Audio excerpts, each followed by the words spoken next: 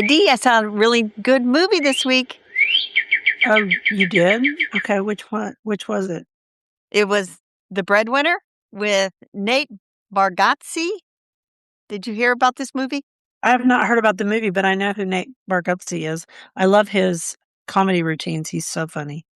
Yes, it's very clean, very hilarious, very family-friendly movie. He's, of Yeah, course, the buffoon dad who can't really do anything.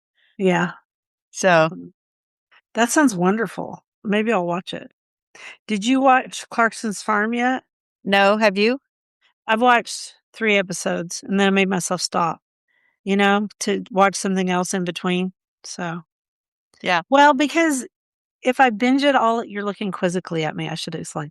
Because if I binge the whole thing, then I don't have it again for like another year and a half. I haven't started watching it. It's really good. Okay. Well, probably start. Maybe I'll start tonight. This is Sunday. We're recording around lunchtime. Dia's just Yeah. got up from her chair.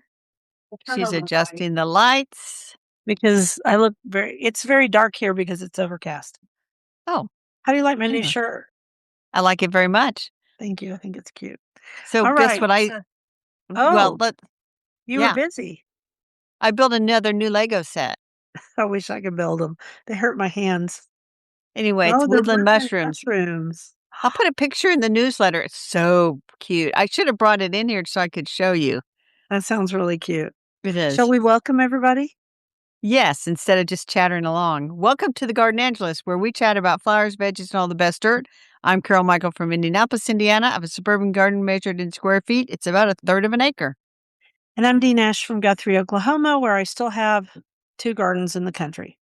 We are Garden Angelus because we love gardening. We want you to love it too. Yes, we do, and we aren't afraid to spill all of our gardening secrets, the good, the bad, and even the ugly. But let's move on to this week's episode. Carol, tell me about your garden update. I was a busy, busy bee in the You garden. were. So all the shrubs have been trimmed. I trimmed here. I also trimmed my neighbor Jill. I trimmed hers. I mowed and trimmed the lawn. The lawn service came out on Monday. I mowed and trimmed on Friday. Mhm. I ordered fall blooming crocuses from Oh, Brett and you did Becky's already? bulbs, and Wow. I believe it's 10% off if you get the bulbs. If you order before July 1st and you pay with your credit card now instead of waiting, I think it's a 10% off. It was nice. So I fertilized all the container plantings on Friday. I Uh-huh. started doing Chelsea chopping. I've got some of the asters, none of the goldenrod. I still have a few asters and goldenrod to do.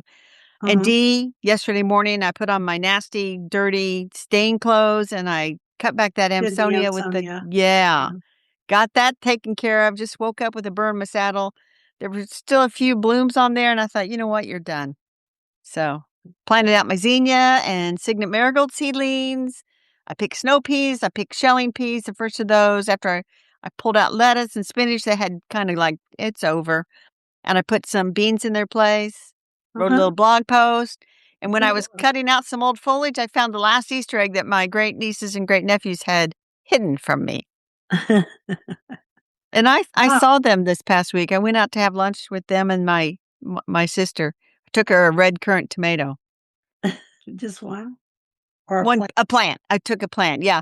To take and give somebody a red currant tomato would be kind of stingy because They're they're really almost pea small. sized, Yeah. almost like a big pea. Anyway, I had a Mm. big week, big week, big week. How about you? So that phone call that just came through and I turned it to do not disturb is a lady who's supposed to help me clean out the old house. I mean it's cleaned out, but now it has to be cleaned again because when they did the estate sale, it messed it. I mean, it was clean and it messed it all up. So I'm gonna have to get back with her and say, yes, come give me a bid on my house. What else did I do? I helped clear out the rest of the old house. My son and a crew did most of it, but I helped. And then I worked with the irrigation guy to get the irrigation installed in my new garden beds. And also, he installed drip irrigation on all my pots that are nearby the garden beds. So that cuts down my watering by 3/4. And so that'll really help. That's that However, will help. he missed the one pot, the one pot that is over by the garage on the other side. And it's like the hardest one to get to. So I've got to text him and say, hey, I need one on that one too. But everything else got done. I watched it all water, and then I went and got grass seed, the patch kind of grass seed that has the Right. dried compost. I went and got it, and then I went down all the lines of where we put in the irrigation because, of course, the grass is gone. Sure. Now, some people be like, "Well, won't it just fill in? It's Bermuda grass." Yeah, eventually, but it'll take a long time, and I don't want that red sand to run down into the street. Plus, I don't want red sand lines, and there's 2 big ones in front of my beds in the back because you Uh-huh. had to run the irrigation up underneath. Then, let's see, what else did I do? I still need 3 more bags of that But stuff. I have a question. Uh-huh. I wanna go back to the house clearing. So was there much to clear out? Yeah, I mean, they sold a ton of stuff, and someone stole my son's motorcycle, which is another whole story. The dirt bike, I hadn't told you about that. Yeah, this guy came in and bought the lift, and then we see him on the cameras. He came back the next morning early, 5:45 AM, and stole the motorbike. So Bill will be going to the sheriff. He has a very distinctive car tag, let's put it that way. So where did you take all the extra stuff? You didn't bring it to your house, did you? Oh gosh, no. No, I brought a few things to my house. My favorite icon of Mary, the Virgin Mary, nobody I didn't know it was in the sale, but nobody bought it, thank goodness. So I'm gonna put it up on my mantle. Just little stuff like that, you know? And then I was going to have an antique lady come in and get the stuff that was left, but Bill hauled it down to the office. So, because my husband has trouble letting go of stuff. Anyway, let's talk about something else. Let's talk Um, about you bought a bunch of orange do you know what orange Crossandra. Cassandra is? No. You should look it up because it's really pretty. It's called firecracker flower, Uh-huh.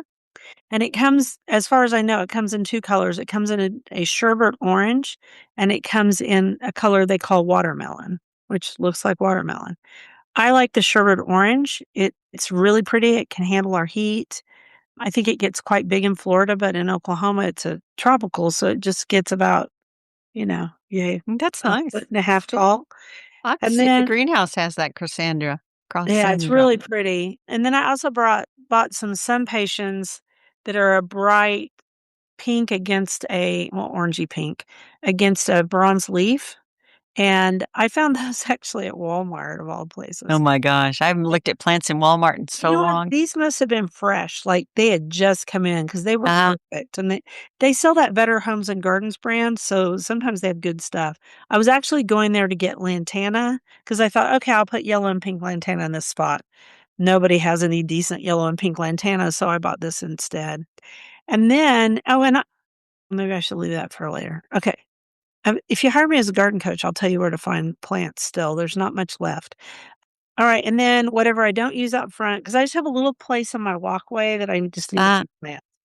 I will go and put them in the back. And then I got an email or I think it was on my Instagram from Jackson and Perkins, and they said, "Hey, could we send you a rose?" And what did I say? Yes. I said yes. Because it's a Floribunda and it's a new one and it's called Ruffled Romance. And it's kind of an apricot color. And so I thought they were going to send me one. They sent me 2. And they had just dug these. These must have been either in Oklahoma or Texas being grown because they uh-huh. came and they were like perfection. And I didn't have to soak them bare root or anything. I just went and plunked those babies in the Ooh, that's um, purty. isn't that pretty? I don't know if it has any scent, but I've got other stuff that's scented. And by the way, the Bulgarian rose is very happy now, and it's really growing well. And Good. it had no leaves, and I was like, "Oh gosh." So I trimmed it way back and, fed it and took care of it, and now it's, like, bursting into bloom. And I shared on my Instagram, it's harvest season of the roses, the damask roses. I Yep. saw that. Yeah, it looks really pretty, and I can't imagine what it smells like. But Alright. now, speaking of your Instagram, I have a couple of questions. So you showed a daylily and said that I was afraid you weren't gonna move some of your daylilies. So did you move some of your daylilies or I moved 3, and I'm gonna go back and get 1 more for sure. so good? I didn't and here's how I decided to do it because it is late to move them. I didn't split them in half and do just fans, which is like segments. I just moved the whole dang clump. There you go. And these were huge clumps, and I thought, "You know what? Even if some of it rots, it won't all rot. It'll just rot around the edges." But so far, we've had really cool weather for this time of year, and I think they're gonna get settled in, and that one bloomed. Now, one of them had already, and what really made me do it is I noticed that deer was in my garden again, and so it had eaten some of the buds off Whoa, of whoa, whoa, back up, back up. So you have a deer in your new garden? the old garden. Oh, okay, old garden. Okay, I got confused. Sorry. I'm back. So I moved Always a Bridesmaid, Backseat Debutante, which I think those names are hilarious, Uh-huh. and the other one, can't remember the name of it, but then I'm gonna move Ivory Titan because Ivory Titan is a big, huge I've moved the big, tall ones, and it's a big, huge, tall one with big, creamy blooms, and I know Okay, exactly where I'm gonna put it. So we're all there good. you go. I may move more, but right now I'll have 4. And then I spread grass seed. Did I already say this about the You grass seed? talked about putting the grass seed where the And irrigation we're done. system. We're done. Yeah. I put it on the lines because sadly, this lawn is all sandstone. The person who built this house did not put down any topsoil. They just left the sandy sandstone soil. So I've been working on the lawn, fertilizing it, adding some things and to make it better. And you know what? It's starting to look like a lawn because when I first moved in here, the grass was mostly dead and sad. And I said, okay, I got to fix this. I can't be the one lawn on the block that looks bad. And so all of our people who listen who think, oh, Dee, you shouldn't care about your lawn. Well, I don't care that much, but I don't want it to look terrible I was either. gonna say my All right. lawn, I got the all organic service on Monday, and they put Yeah. on a thing that it did kill the dandelions, and I think it's that iron chelate that I use the spray of. That's in that, Yeah. and that killed dandelions, so all good. All organic. And it'll make your lawn happy. So, Will make my you know what I neighbors mean? Like happy. the iron, it'll make it green because it's Yeah, iron chelate. yeah. All right. So playing favorites, you go because I've been jabbering for a while. Spigelia meyerlandica is blooming beautifully in my garden. I have Indian 2 food. Indian pinks. I have 2 of them. But what Mhm. was really exciting is I saw that one had self-sown, and I'm thinking, "Oh, well, I can have more of this. This is beautiful." Yeah. So I that love is 'em. my favorite. I have them at the house in 4 places, and they're just wonderful. They're just a great plant, and if you trim them off, they'll bloom for you again. Yeah, I Just will. I'm gonna let them go. I'm using them as a hummingbird magnet. Now mine are in mostly shade now because that garden keeps getting shadier and shadier, and mine do so shade too, so they bloom in both. They bloom in partial sun and shade, so I don't think you'll have a problem with them. I do not think I'll they're beautiful right now. Great, I can't wait to see them. Mine are done. Okay, let's play my favorite, which is I don't know if it's Truffula or Trufala. I like pronouncing it Trufala.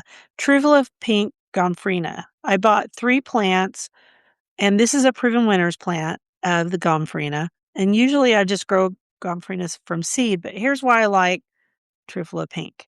It looks like fireworks gomphrena, but it doesn't get as tall. And fireworks gomphrena, even when you do it from your own seeds, there are so few seeds in the package that it's kind of expensive. So I just soon buy the plants and have them already blooming. So I put these in, and then the winds came because I'm on this hill now, and the wind snapped off one of them below the ground. I couldn't find it anywhere. And I was like, well, that died. And so then I planted around it some celosia. The other day I saw it coming up, and so it's in the center of the celosia. The nice thing is it blooms beautifully, pollinators love it, and it's very tough. That's why I like it. Excellent. 2 good choices. Yep. So, our question of the week is a text from the listener, and you wanna read that? Sure. This is from listener Jessie from Grand Rapids, and she sent us a text. She says, I've been listening to your podcast nonstop this spring after just discovering it. Woohoo! Lucky me to have so many new to me episodes to listen to. Hoping this fan mail number also works for question of the week submissions. It does. Here goes. Last summer, I noticed powdery mildew on my salvia, and sadly, I have it on my salvia again this summer. I thought the location was bad, so I had moved the salvia to a part sun location last spring after having in full sun for the prior 3 years. I moved it back to its original full sun spot early last autumn in hopes that it would do better. But it has powdery mildew again this year. Does powdery mildew go away, or will my salvia have this fungus forever? What are the cons to leaving it in the garden? My biggest concern is that ends up spreading to my nearby lilac shrub that I planted last fall. Looking forward to hearing your advice. Dee, what say you? I sent this email to you and you said, I said, "Pull out that salvia." I mean, I admire her commitment to this salvia, but let it go. There are better salvias on the market for whatever reason. This one has powdery mildew, and that's unusual in salvia. I've never yeah, had I trouble with it. I don't ever have. Now, I did look up powdery mildew on salvia, and there's a lot of, And we don't know what type of salvia it is. I mean, and there's a bunch of different varieties. I'm gonna assume it's one in the Farinaceae class because they're the only ones I've ever seen powdery mildew on.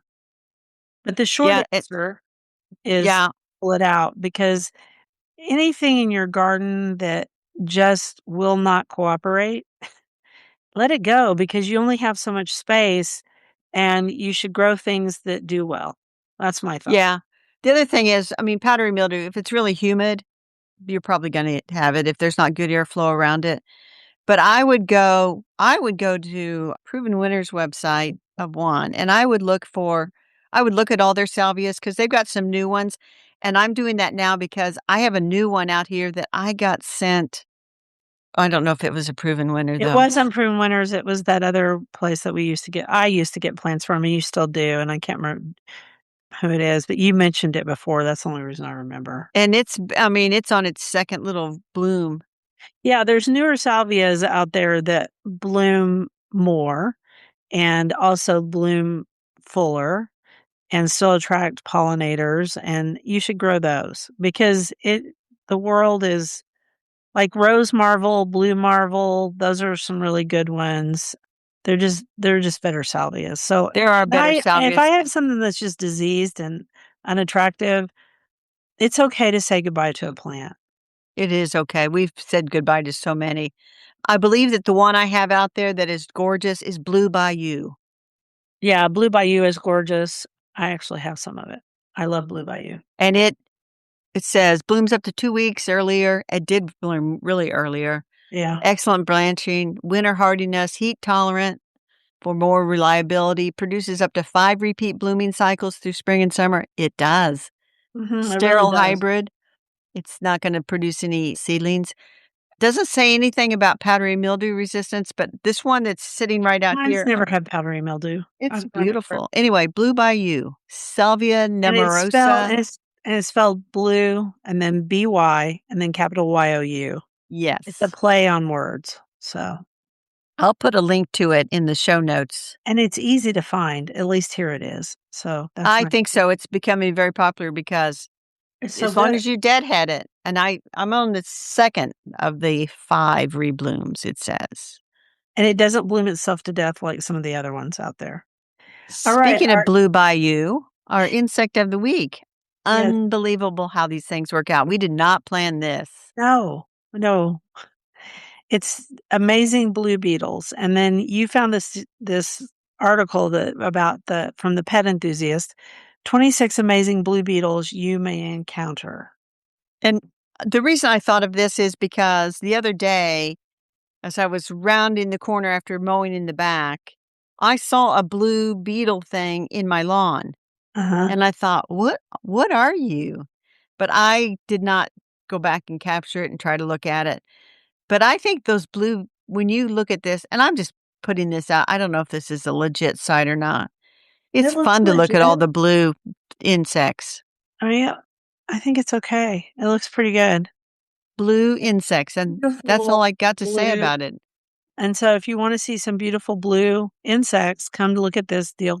First, come to our newsletter or our show notes, and you will see these beetles. And I've definitely seen the willow beetle, I think. Now, I haven't studied these, but I've definitely seen a few blue beetles here and there, but not very often. They're very Yes, pretty. they are very pretty. Okay, next, what are we gonna talk about? Oh, don't we have a quote? We do. I was up tiptoe early, that the flowers were all pearly, as they waited in their places for the sun to dry their faces.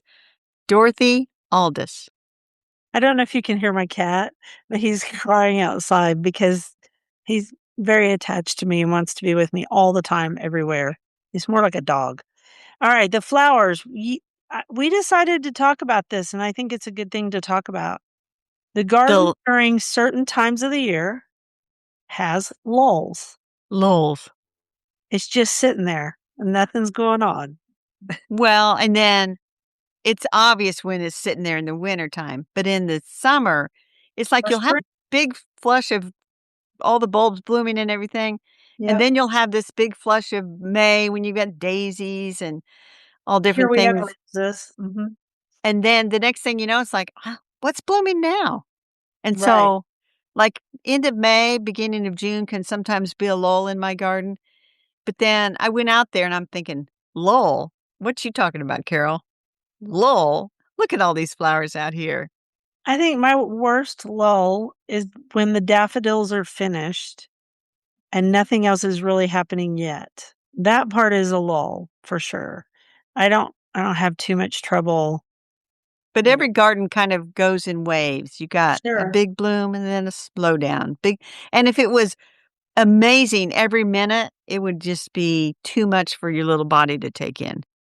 Yeah, and you'd also just get used to it, and it wouldn't make you stop and stare like it's supposed to. No. So, some people don't like if they have, like, a bare spot for a while, maybe, like, for example, these blue bayou salvias, they bloom beautifully, and they were very early. I cut them back, and there's, like, nothing going on there, Yeah. and what do you think about people who, like, put pots of flowers in their garden to fill in spots? I mean, are we talking about really decorative pretty pots, or are we just talking about somebody that clunks down a very small container of pelargoniums? You know what? I will leave it to you to You interpret the hadn't thought question. that far. No. Okay, so if it's a big, pretty decorative pot, I say why not? And then you plant something in it if you want to. But you're gonna have to put here, you're gonna have to put drip irrigation in it unless you wanna water that thing once or twice a day in the middle of summer. I mean, I I don't care that much. Yeah, I don't mind the lull. And so, early June, I went around and kinda, like, made a mental note. It's like, I have roses blooming, as you do, Yeah, me too. lavender's going crazy. I don't have lavender over here, but The daylilies are starting to take off, and, like, Soul's garden up the road, he yep. put a post and said it's definitely the beginning of daylily season, I'm in the middle of and he daily said season. he had 2 pieces of advice on growing daylilies. We'll just sneak it in here real quick. What are they? One of them is he fertilizes twice a year with millorganite. Yeah. And water, water, water. That's what the other breeders told him. Well, it's absolutely true because milorganite is high in nitrogen because it's Milwaukee poo is what it is, and sewage sludge and stuff, but it's mostly nitrogen, and daylilies love nitrogen because the bigger the clump, the more blooms you're gonna get, He's right? got big clumps, he said. I have huge clumps this year, and the other thing is water really helps because it also helps those roots to be really good, which produces more clumps, Right. bigger. He's right. I I mistakenly planted pink octopus bellflower. Have you ever seen this thing? I haven't seen pink octopus, but I've seen bellflower. Is it pretty? It's spreads like crazy. Oh, it's one of those. Eh. Yeah. It Do is you like pretty. It's it? got, like, long, skinny pink petals that go down. Yeah. I'll maybe if I think about it, I'll throw a picture of the pink octopus in there because it's like this is anyway. Clematis is growing. Lots of hydrangeas are starting to bloom here. I don't know about there. Yeah, here too. And then the hardy geraniums, the real geraniums. Yeah, they're blooming at my house too. Huh? My old house. Yeah. My old house. My old house And is very different than here. and so I would say in my garden, the geranium roseanne will be blooming until September. Can't grow. The verbena bonariensis is now blooming, especially Oh, out here mine's in blooming front. beautifully. And I brought a bunch of it over here to this garden. That's And gonna be blooming. Do you have your it's verbena Bampton? yeah, I found a bunch of seedlings in pots and around the around the area and the gravel and stuff, and I dug them all up and put them in pots here. So yes, I'll have verbena Bampton for the rest I of my found a little bit blooming out there, but the pot that they had really taken off in, I Mhm. had redone that pot, so I don't have that, and You like, don't have "Ooh, as many as you I'm usually down to, do. like, 2 or 3 seedlings, I need to protect these things." Yeah, I think I have about 10. And then I thought one of your pieces of information was really good. Do not rely on store-bought plants at the nursery to tell you when something will bloom. They're often forced into bloom for a quick sell because people will not buy stuff that's not in bloom. And so they have the timing off. They give them hormones and all kinds of stuff to get them to do it. And sometimes that growth hormone is not a good thing because it makes them, I don't know, it makes them fragile or something. We would have sometimes plants at the nursery that would just collapse on us, right after we got 'em, and so we'd have to send them back to the grower and stuff. Well, I mean, the classic to Or get me, it. you see flats of now this is an annual, and we've been mostly talking about perennials, but you see flats of marigolds in bloom in the spring, and it's like Yeah, it's marigold not is a time. midsummer on. Yeah. And so I tell people, it's like, you can buy those all in bloom, but the first thing I'd do is deadhead them. Yeah, because and that's true of a lot of things, especially annuals. You want to deadhead them when you get them home. I know this is really hard to do, but if you now that's not so true of tropicals that we grow as annuals, that's fine. But the true annuals, you don't want them to go to seed on you. So, one of my bosses gave me some celosia, for example, and it was small. And so first thing I did is I planted it, fertilized it, and then snipped off its little heads because I did not want it to bloom, I wanted it to bulk Exactly. up. And that's true of almost anything that is a true annual, like zinnias. If I bought zinnias in the store, I would deadhead them, and also deadhead them as they start to fade because once that annual puts all of its energy into creating seeds, it's It's over, done. over.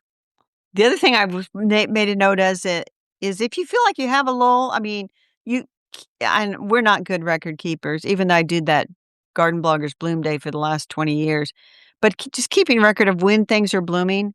Yeah, And our favorite Elizabeth Lawrence was very good about this. She wanted to know when it was blooming in her garden, when it was blooming in other people's gardens. But that will tell you, like, oh, I do have a lull at the end of May. Now, what could I fill it in with? And yeah. then I would go around to various gardens, not to garden centers necessarily, but just keep your eye out for things that catch your eye that are blooming and try to figure out what those things are. And maybe you could add them to your own place. Yeah, exactly. So, And also accept that your garden's different every week, and it's okay if stuff is in a lull. right. The other thing I did, and I tried to do this in the back, if you have multiple garden beds, try to have different ones shine at different times so that it's easier to get focused on a particular bed. So the one bed, which is getting shadier and shadier, so it's not really the prairie garden I envisioned, was to be a late summer garden. Mhm. Not so much because, I mean, I got some trial hostas this week, and I put them amongst those rudbeckias that are starting to fade out because it's so shady. I'm like, "Ooh, these'll just kinda take over, hopefully." Yeah. Mhm. So that's another Um, thing you can do. I And then also your eye isn't going all over every time you go out in the garden. It's like, "Oh, our focus right now is these beautiful peonies," for example. And by yeah, putting the peonies kinda together, then it's a focal point versus if you have them dotted around the garden, it's not so much a focal point. but it's also a big lull when they're done. Yeah. So there's that. I mean, Well, I planted big lilies behind those peonies, summer lilies, yeah. so I think by end of June, I'll have some big blooms over there. Why did you put in here Agostiki or Agastache Blue Fortune? Because once that's another one that's I consider ever blooming in my garden. Once it starts blooming, it'll bloom all the way to November. I bought some of it the other day. I was walking at Lowe's and I turned and looked and saw it. It wasn't blooming yet, but I saw it over and you just can spot Agostiki or Agastache. You can spot it anywhere. And so I turned and looked and I was like, I wonder if that's Blue Fortune. I went over there and there it was. And so I grabbed it up. I was kind So of happy. well, no, no, no, Dee. The correct thing to do is it fell into your cart. And Oh, at that point, you were like, well, I I feel have to like take there's it a home. bond here. It's like a I also, puppy you know what following you else was in my home. cart that day? A brand new, oh, now I'm not gonna be able to think of what it is. Ah, never mind. Maybe next week. Okay, go ahead. Let's do the next quote. Me? You do it. Doesn't matter what you do or how you do it, your neighbors are going to talk about you anyway. Felder Rushing. I thought that was hilarious because That it's is hilarious. so That is hilarious. that is We so know Felder. accurate. Felder's Yeah. funny. I can't tell you how many people say to me periodically, "Do you know Felder?" And I'm like, "Yeah, I know, I know Felder. I know Felder really He's hilarious. well." Alright, vegetables. And so it's the lull before the big harvest, the calm before the harvest. What can you grow to pick in June, or in my case, May? And we came up with a few things. So strawberries were going on pretty good. Now they have hit a lull in my garden, but the strawberries, especially if you call them June bearing, if you get the June bearing ones, You'll get a big harvest right then, right at the time. I mean, in my case, it'll be May, but that's fine. Radishes, you can replant those over and over again as long as it doesn't get hot. They will just keep producing. We had a little spell of hot weather, but we're back to it's just, normal and a little bit rainy. And then lettuce, leaf lettuces, they harvest about now and mine are all done. I shouldn't have put that maybe on a there. little earlier. And then we were going to talk a little bit about peas. So you talk about peas. My peas, I've been picking snow peas for over a week. I picked the first shelling peas Mhm. yesterday. But here's the thing about them. If you want to have them to be able to harvest in late May, early June, you're going to have to be out there in late March, early April planting the doggone things. Yeah, or in my case, February. Uh-huh. Yes. February. Otherwise, you're not going to get a thing. No, because there's a very narrow time for peas because it gets hot and then they're done, and they also get mildew. They're kind Yeah, of I've a got some that have started to mildew. In fact, there's one mhm, variety. It's like I'm going to pull that variety out because it looks pretty nasty right now. yuck. Yep. Beets. I don't wanna talk do we have to talk about beets? No, Okay, moving on. with this is our again. Let us go over the rules. Our podcast, we talk about what we want. Anyway, there's not much you can harvest right now, in at least in my garden, but that's okay because you're going to need rest and space to do the harvesting in summer. Because hopefully we're gonna have a gangbuster year here. I know you didn't plant a vegetable garden, so you're gonna I have to think it'll listen. be nice here too, unless it just turns off and becomes 100 every day. I mean, we've had pretty good rain in central Oklahoma and northeast Oklahoma and even southwest Oklahoma, believe it or not. So we've had some pretty good rains recently. I was going to say, yes, you need space and rest, and you should put down some compost or something because your soil will be tired from the spring crops, and so this is a good time to do that, and then plant your other stuff, tomatoes and stuff. So Although I would have planted tomatoes by now. so you didn't plant any vegetables, Dee? I didn't plant a single vegetable, not a one. Okay, so you're not gonna whine when I'm, like, harvesting like a crazy woman? No, not at all. Did you join a CSA? I didn't. Oh Maybe my. I should. I know. Well, it's just billing me, and, There you go. I can get pretty good food at the farmer's market, There so you go. Well, it's just me, and I share with my neighbor next door, but no, that's Anyway, also, this is our neighbor timely best reminder. friend next door. Yeah. This is our timely reminder to do some succession sowing of green beans. If you sowed some in mid-May, I think I've sowed mine on the 18th. So I Mhm. sowed another several rows yesterday. So I will be sick of green beans hopefully by the end of the summer, which Cool. is a good thing to be. Alright, moving on to the quote. May I a small house and large garden have, and a few friends and many books, both true. Abraham Cowley. And then on our bookshelf this week is The New Garden Designer's Handbook, How to Design Useful Gardens from Start to Finish by Daryl Byers, illustrated by Alara Tangai. so, this is a really good book. I looked through it, and this is kind of what I do for my clients when I go to their house. I draw these for them. Now, my stuff isn't drawn to scale because 'cause I'm doing it right there, but this teaches you how to look at your garden so that it's a true landscape, how to incorporate certain design details, which are extremely important. There's a whole section on pathways, for example. I do love a good path. Um, Rock walls, just all kinds of things that you think about when you're designing. And I think a lot of people don't think that way. I'd say in my neighborhood, a lot of the neighbors all kind of are the same. But one thing I learned that I wanted to do differently after I moved from my old house to this house is I wanted a rock wall for my gardens, for my raised beds. I wanted it Uh-huh. true rock wall. Before I used landscape pavers because that's what was in at the time and that's what we used. This time I bit the bullet and did the real rock wall because this will probably be the last house I live in. And I just think the book really encapsulates all the things you need to know. What do you think? Yes, and so the other design book we had was more of a, like, a beginner, like, I got a flower bed, what should I plant in it, and had Yeah, the paint b that you know, was the that was the plant by number. plant by number. I got it down here on the floor. Yeah, This this is more this is advanced. way more comprehensive. Yeah. So if you have an existing garden or if you have a brand new garden and it's like a blank slate, I would get this book, like your blank slate. I would get this book because it teaches you how to think about, like, the whole thing. So he recommends a site survey to figure out where you've got different things and whether you have any Mhm. features or anything. Building structures, the chapters would just kind of guide you along to what you should do. Now, he's got a lot of information about plants, lists of different plants. Now, most of them, he is at the New York Botanical Garden, by the way. It's a big Mhm. deal there. Yeah.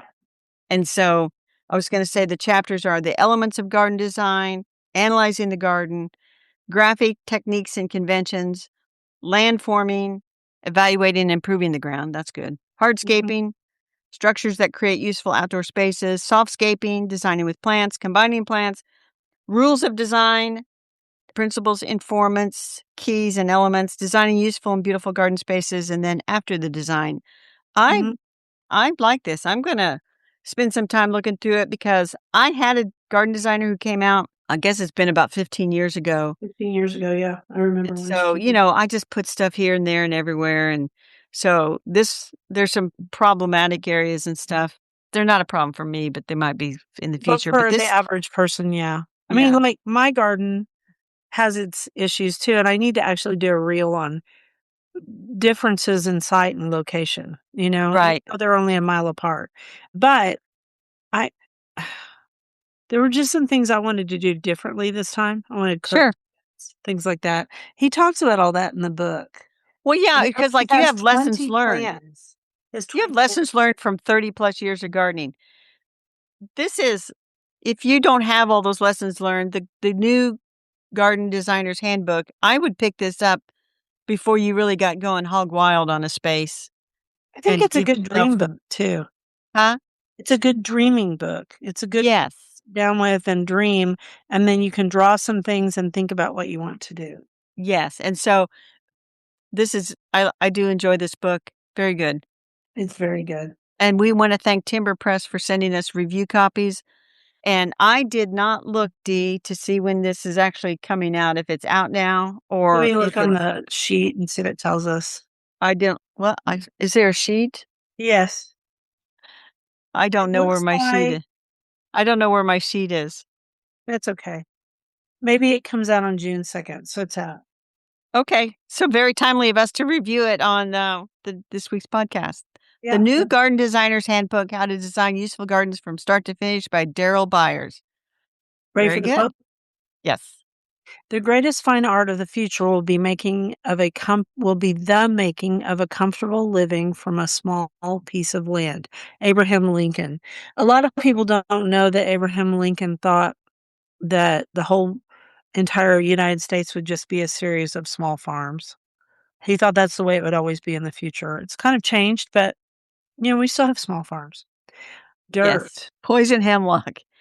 And we see these posts on Instagram, and it is All the a timely reminder. So there are 4 white flowers that look kind of alike: wild carrots, poison hemlock, hogweed, wild parsnip. And so there's no reason on God's green earth for anybody to go and try to figure out if that's a wild carrot that they should be eating. No. Just don't do it because they look too much alike. It's so bad that even the people on the wild crafting, the ones that forage, Huh? they will not give advice on these particular flowers, how to No. find. They'll give advice on mushrooms. Yeah, but they will not see, that's how brave they are, but they will not give it on this, and so we shouldn't do it. And Instagram, there was a really good post out there that we saw, and he really goes into it in great detail, so we will link to that. And But in then the meantime, just don't eat it.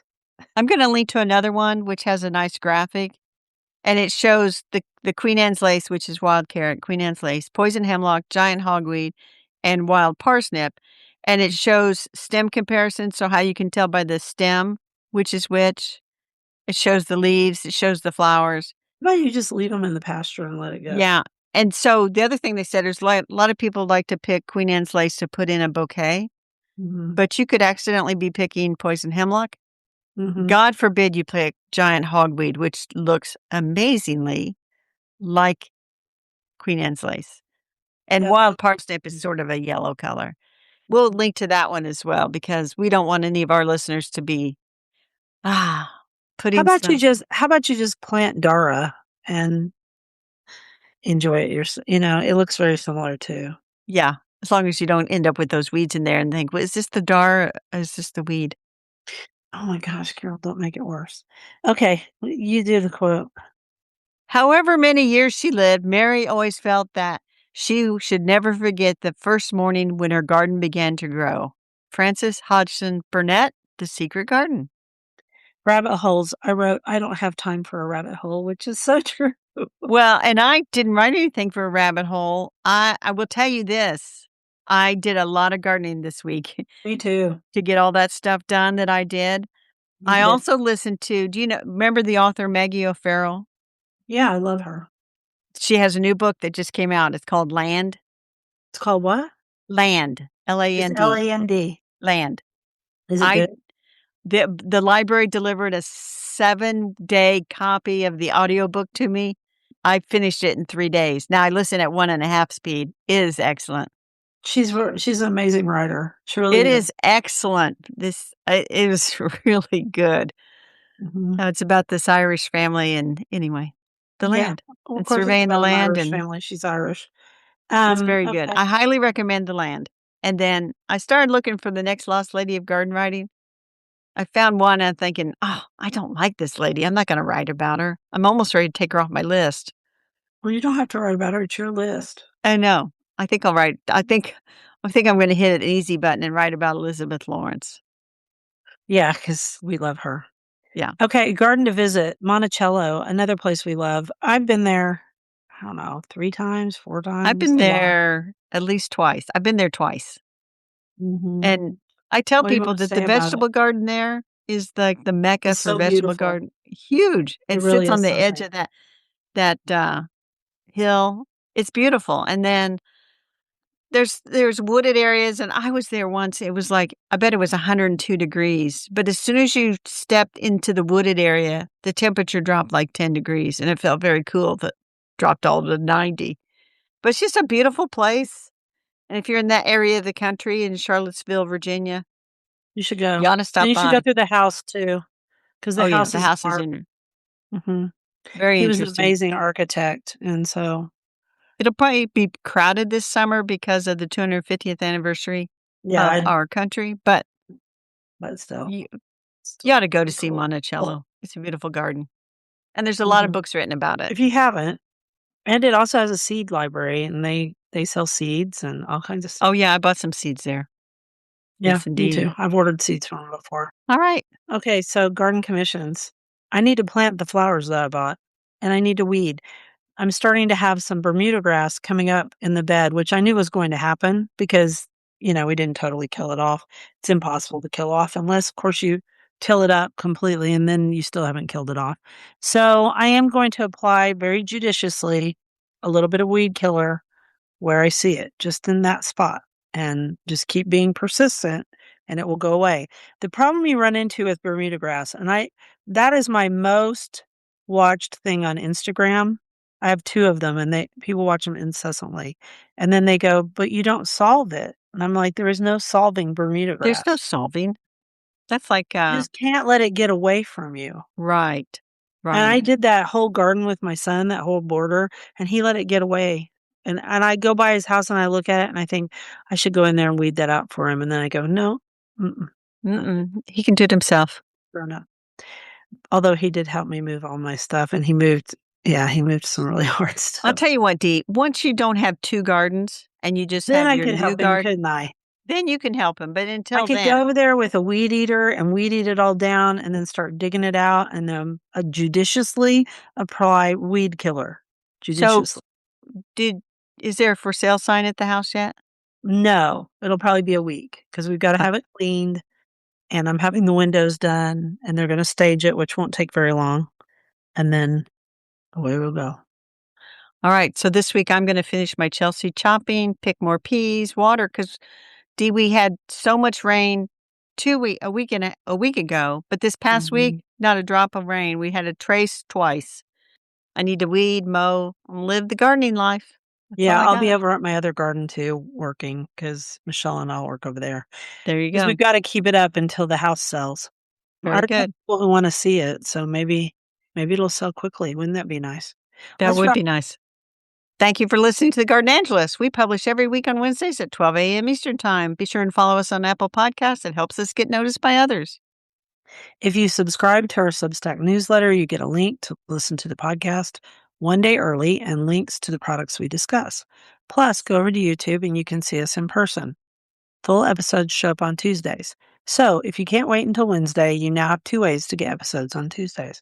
And if you want to help support us, use our affiliate links. If you buy something after clicking through on them, we earn a small commission and it costs you nothing. Or you can set up a monthly subscription through Buzzsprout or make a one-time donation through PayPal. You also have the option of pledging your support on Substack.